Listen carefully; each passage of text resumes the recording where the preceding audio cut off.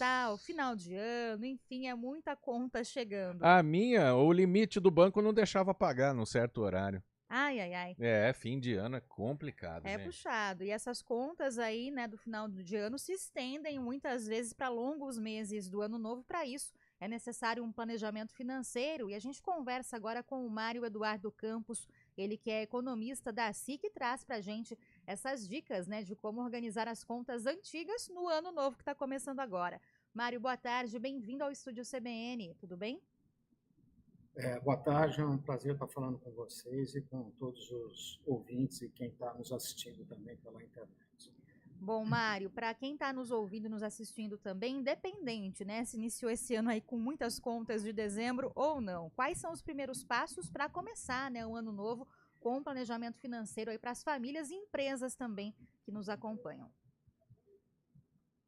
Bom, é fundamental, né, que nesse período as pessoas realmente façam esse planejamento, se organizando para que no decorrer dos meses essa situação financeira de cada família seja a mais tranquila possível. Para isso, o que é preciso? Precisa fazer um levantamento dos últimos meses de dezembro para fazer toda uma análise, um apontamento de todas essas despesas. As despesas vão chamar fixas, que são comuns no dia a dia, no mês a mês, e aquelas decorrentes do próprio Natal. São compras extras, a questão do cartão de crédito, uma compra parcelada, e agora, para o início do ano, as coisas novas, que são matrícula escolar, material escolar, a questão, nesse primeiro mês de janeiro, do IPVA, e no mês de fevereiro, já o pagamento do IPTU. As pessoas podem fazer isso de várias formas. Quem tem facilidade ou tem a possibilidade, faz isso através de uma planilha, pode pedir ajuda para um filho, para um neto, se a pessoa não tiver o domínio, ou no velho papel, caderno e lápis e calculadora, borracha, e fazer todas essas contas. É muito importante isso para dar uma tranquilidade no decorrer aí do ano. Mário, como você disse, né, são várias contas aí que pode se parcelar, né?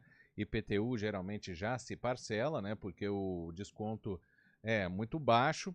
O IPVA também, não sei se o desconto compensa, mas a pessoa às vezes olha o saldo da conta bancária porque entrou um 13º, por exemplo, né, e acha que está com a finança tranquila para o resto do ano.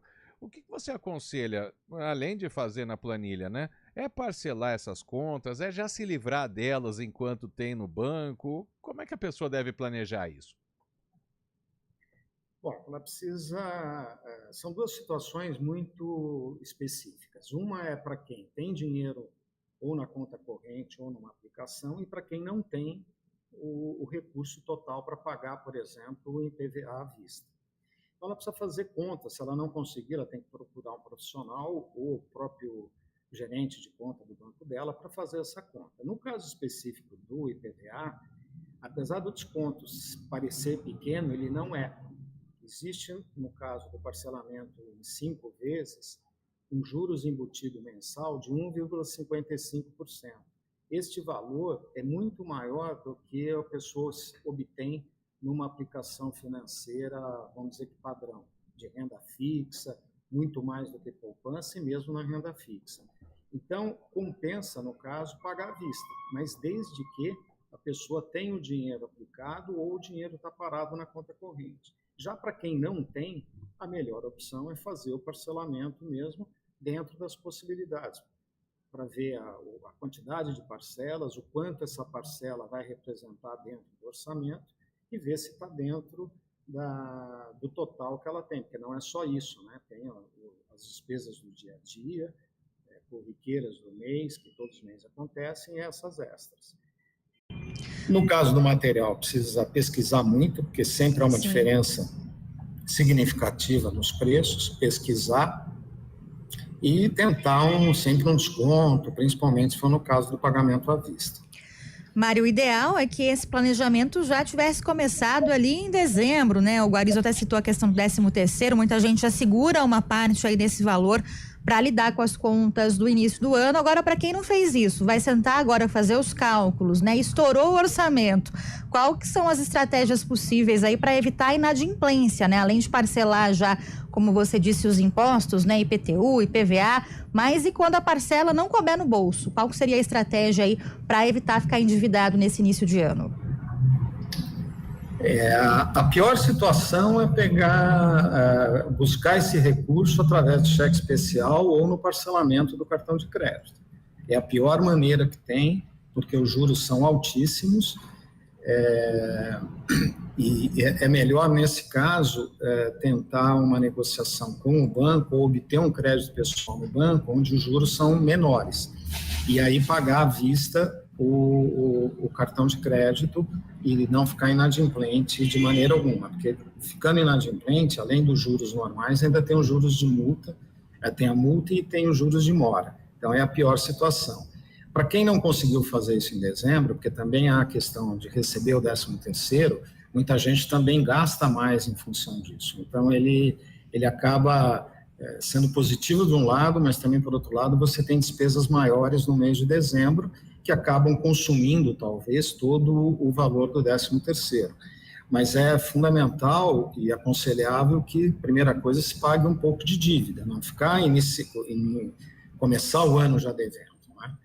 E, para quem não tem, a melhor opção é obter o próprio financiamento, por exemplo, com o próprio IPTU, o próprio IPVA, pagar parcelado IPVA do que tomar o dinheiro em banco. Lembrando que a taxa Selic deve aumentar ao longo do ano, então os empréstimos vão ficar cada vez mais caros, para os investimentos também, que é o que mais afeta, e tomar muito cuidado, ter o pé no chão, se for o caso, conversar com a família inteira, para gerar economia e gerar condições disso. E fazer conta, pesquisar, não comprar por impulso, né? Agora, o comerciante, ele também precisa oferecer condições, e aí aqui através da associação comercial nós podemos fazer isso, dele facilitar o pagamento disso para que ele não tenha um consumidor insatisfeito e inadimplente, porque o que ele quer, o que ele deseja é vender, e aí ele precisa que o consumidor esteja adimplente para poder fazer uma nova compra, ou que ele utilize o cartão de crédito, mas ele precisa atender bem também o cliente, oferecer bons produtos. Mário, a gente sabe também como está a taxa Selic hoje, né? Ela está alta e isso faz também com que as condições dos juros nos pagamentos, como você até já citou aí, acabam fazendo diferença, né? Então, como planejar, já que a gente tem uma taxa alta e, por exemplo, a gente coloca no papel que algo custa X, mas acaba ficando X mais algum valor, né? Com a taxa Selic alta. Como planejar isso? Precisa pesquisar, analisar, sempre obter o valor à vista e o valor parcelado, ver a quantidade de parcelas nesse caso e, se conseguir, buscar aí num cálculo financeiro, através de uma planilha ou uma calculadora financeira, o quanto de juros tem embutido em cada parcela.